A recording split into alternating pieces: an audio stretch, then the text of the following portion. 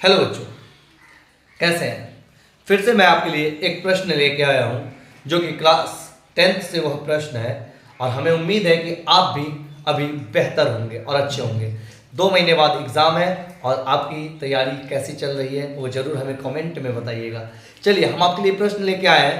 यहाँ पे सवाल है, सत्यापित करें। सत्यापित करने का अर्थ होता है सिद्ध कीजिए, प्रूव कीजिए कि सही में वो चीज़ है या नहीं है।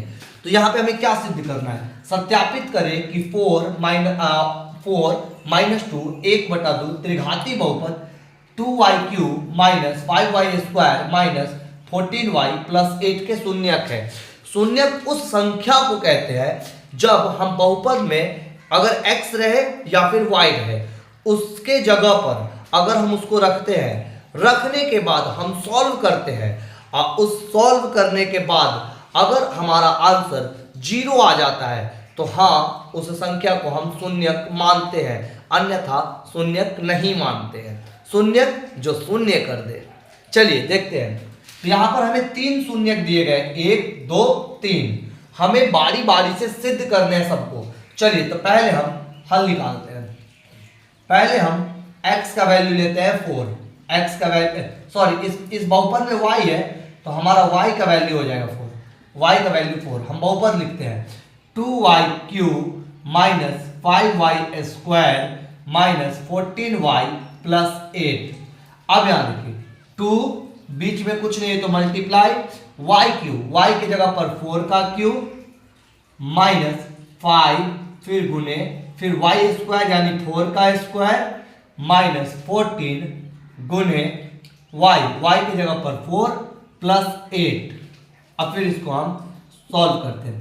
2 मल्टीप्लाई 4 का क्यू कितना होगा? 4 चौक 16, 16 चौको 64 माइनस 5 गुने 16 माइनस 56 प्लस 8।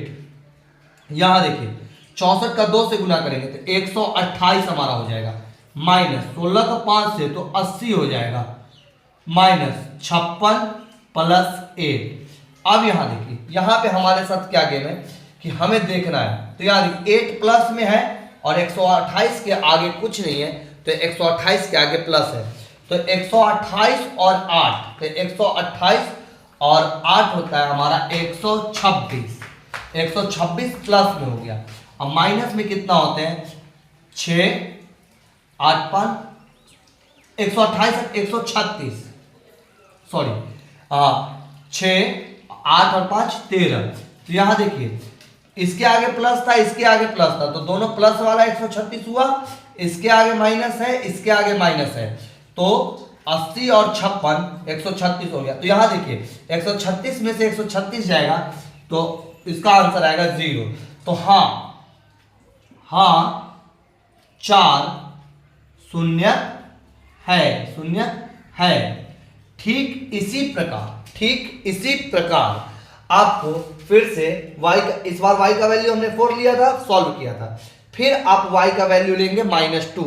अब फिर यही बहुपद लिखेंगे और जहां जहां y है, जैसे मैंने y की जगह पर 4 को रखा है वैसे ही आप -2 को रख के फिर से बनाएंगे। फिर से अगर उसका आंसर 0 आता है तो हाँ शून्यक है।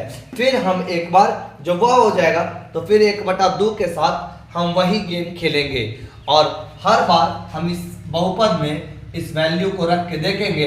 अगर तीनों बार हमारा शून्य आता है तो हाँ ये त्रिघाती बहुपद इसके शून्यक है, क्योंकि इन्होंने इनको शून्य कर दिया है। आई होप कि आपको समझ में आया होगा। और आपके लिए मैं 2 क्वेश्चन छोड़ रहा हूं। जैसे इसी बहुपद में एक बार y का वैल्यू आपको -2 रखना है और एक बार y का वैल्यू 1/2 रखना है, उसके बाद आपको इसे सॉल्व करना है। तब तक के लिए नेक्स्ट क्वेश्चन हम ढूंढ के रखते हैं, आप सॉल्व कीजिए। Thank you so much.